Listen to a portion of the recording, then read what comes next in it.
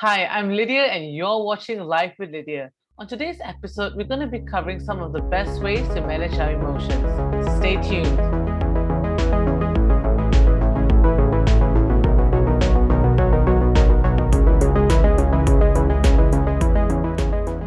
For today's episode, How Emotions Can Ruin Your Life, we're going to look at how we currently manage our own emotions, what are the best ways to deal with negative emotions, and how we can control our emotions on the long run.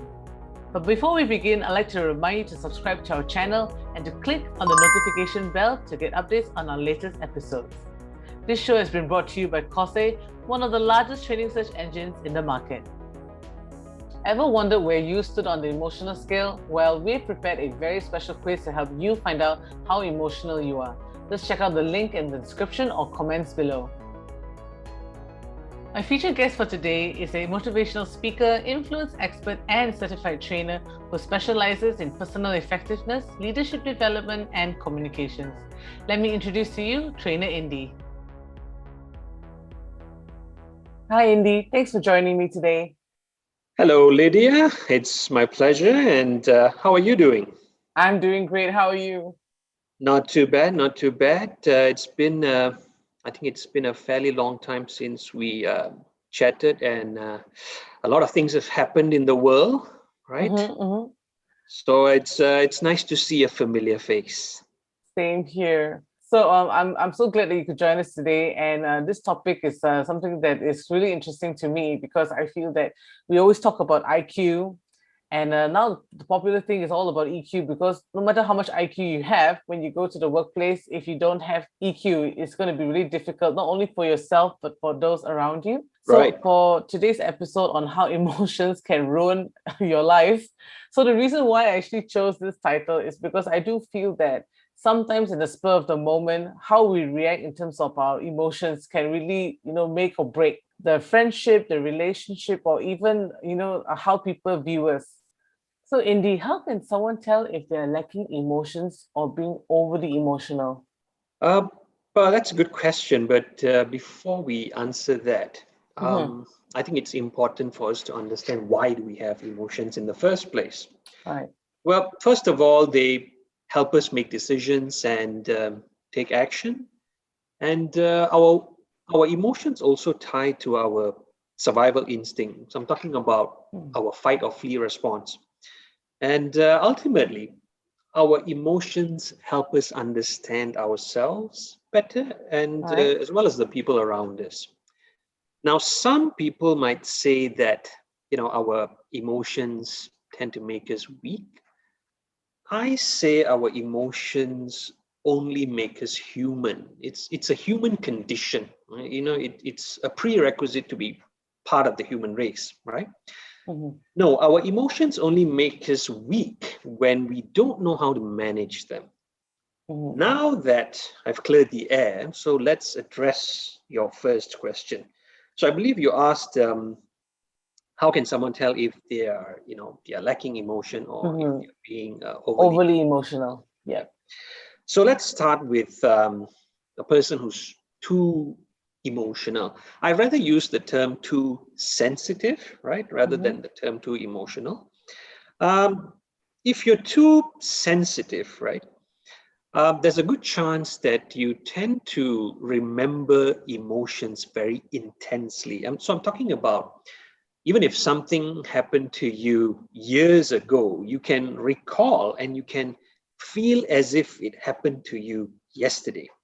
Right. And then, Right. of course, you have the tendency to take things too personally. So Mm-hmm. that makes you end up getting hurt very easily, right? And Mm-hmm. you would also probably be very sentimental. So you would attach your emotions onto things and even onto people. And then later on, you may have trouble letting go, right? So, in other words, you might be too clingy, right? That's what I'm saying. Yeah, Mm-hmm. you're too attached. So, on the other hand, if you lack emotion, I think the first thing you'll experience is that you'll probably feel very difficult expressing yourself. You feel Mm-hmm. the emotion, but you You just don't know how to show it to other people.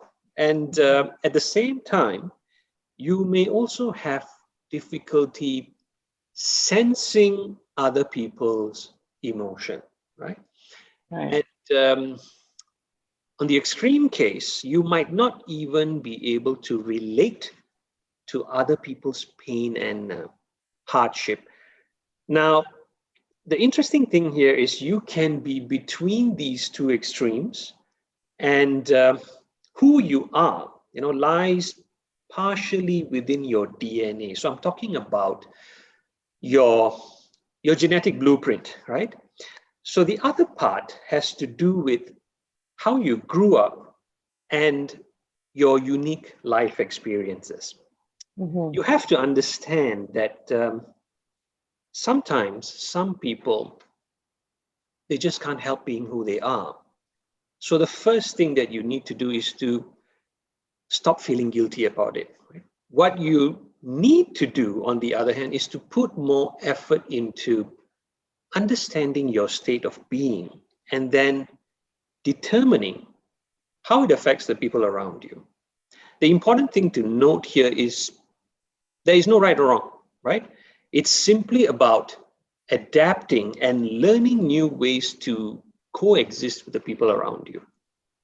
I see. So, what you're mentioning for those who are lacking emotions is to actually learn how to coexist with the people around them, is it? That's right. And to kind So, of pay so it, attention. so what I'm saying is, don't guilt trip yourself. Why am I always like this? So people tend to get stressed up and worked up just thinking about that, right? And sometimes, like I said, you just can't help who you are, right? Mm-hmm. Because a lot of things goes into making who you are, right? But just learn how you being who you are affects the people around you, and then taking those baby steps to slowly adapt, right? Changing your style of approach and how you interact with other people. Right. And you were mentioning about the other person. I mean, we're talking about the other one that has who is overly emotional, or as you Right. might put it, being sensitive.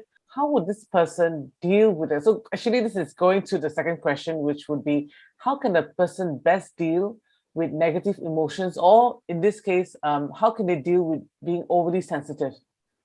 Right. Firstly, I don't subscribe to the idea of negative and positive emotions.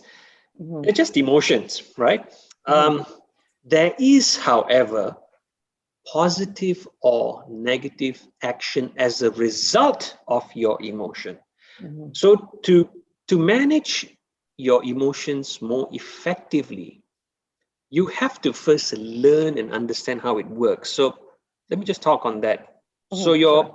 your emotions are triggered by external stimuli, right?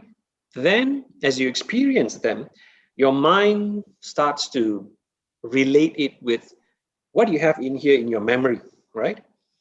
And then it starts secreting chemicals, and those chemicals ultimately tell you what to feel or what to do, right? Mm-hmm. That's the process, right? And with that in mind, there are many things that you can do. So the first is what I'd like to call a preemptive strike. So what you should do is to make a list of things that have made you upset in the past. Then you need to examine how you reacted. Identify your patterns of behavior and action. What did you do exactly when you felt those things? Mm-hmm. Now comes the difficult part.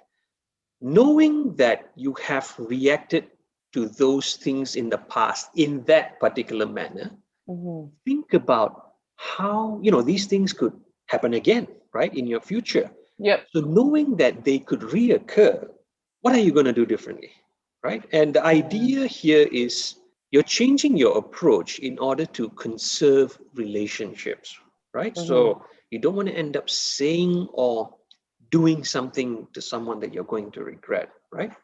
Now, as I say that, obviously, this is something that you do when you have the time to contemplate, right? But most people are caught in the moment. right? Yeah.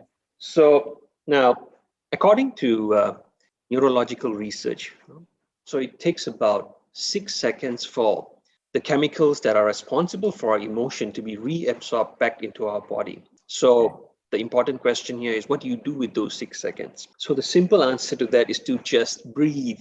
Yeah.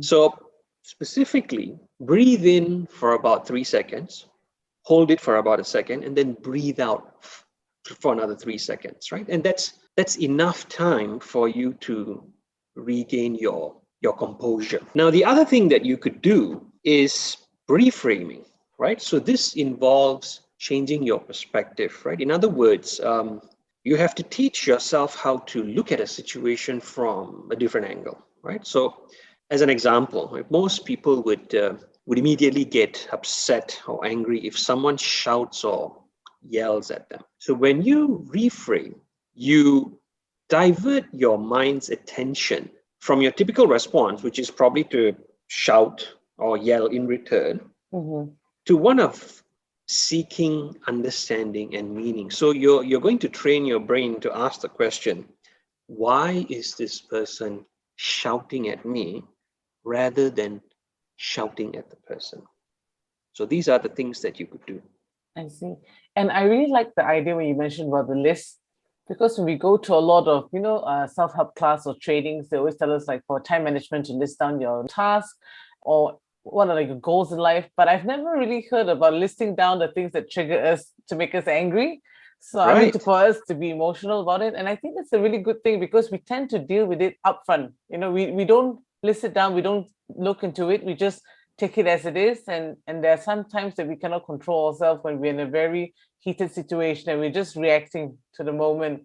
So I That's think the right. idea of listing it down and actually understanding why does this particular thing make me not as patient as other areas, I think that's a really good thing. That's So right. So there's actually a term for this when you talk about emotional intelligence. They call it being emotionally hijacked, and it happens to the best of us, right? So that's why you need to be very conscious, especially for those people who have the tendency to be very temperamental, right? So it's important if you're a very sentimental person to know what your triggers are. yeah. Knowing that they could happen again, how are you going to change your approach?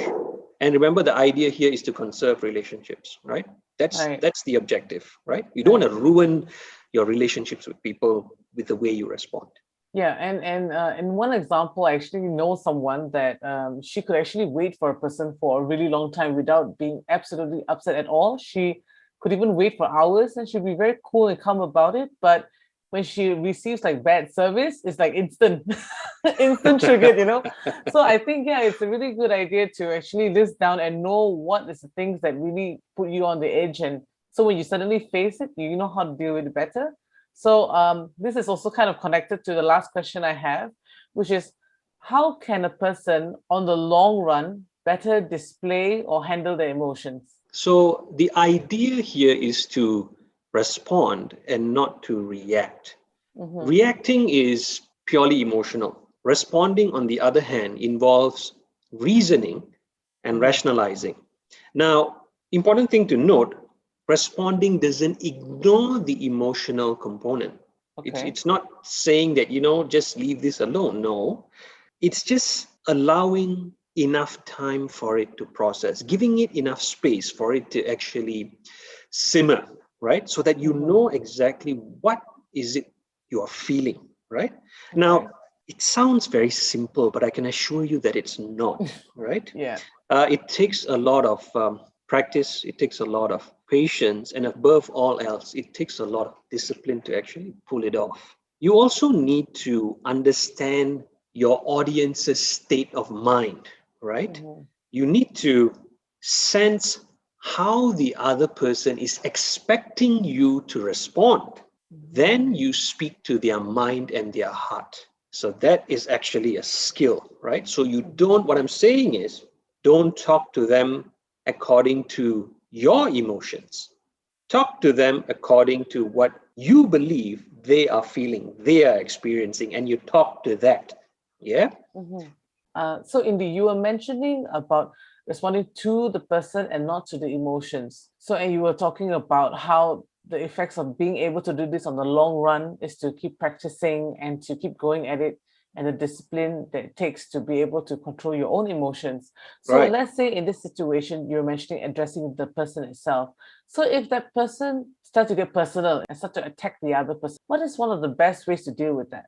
I think if you remember what I said earlier, is to take a back seat, because expectations is what's happening here, right? You're not doing something in accordance to someone's expectation, and that's usually the source of the conflict, right? I see. So it's important for you to understand what is that expectation that people have of you. So this is where, if you remember what I said earlier, you take a back seat instead of reacting. What do you mean you could just go off, right? What do you mean I'm like this and I'm like that? I don't agree with you. You could do that, right? Or you could just take a back seat and say, okay, I'm listening. Now, can you describe to me, can you give me some specific examples where you think that has happened, right? And that person, if they know exactly what they're talking about, they're supposed to tell you what that is. Okay, so this thing that you did and you said and did that. Okay, so now again, you have to rationalize that, right? Is it okay? You have to think in the other person's point of view. If I was that person, if I were to say this, am I saying this out of context? Am I not being sensitive? Am I not being empathetic? Would it be wrong for me to say something like this to that person from that person's perspective, right? So that easier said than done, because it requires a lot of practice, right? A lot of patience and a lot of discipline, because most of us would like to jump the gun, right? And then we eventually end up shooting our own foot. And then sometimes you do some irreversible damage in the process. And I think one of the popular things I've seen in people is that while the other person is talking, instead of trying to think of what the other person is saying, they're just thinking, how do I respond? What should I say? So they're not even really listening at this point. That's true, right? It happens to the best of us, right? Right. So thank you so much, Indy, for today. And thanks for joining us. You're most welcome, right? Thank you for giving me the opportunity. You're most welcome as well. And to the viewers, right, we actually have a quiz prepared for you to help you find out just how emotional you are, so that you can also do some self-reflection. See you guys in the next episode.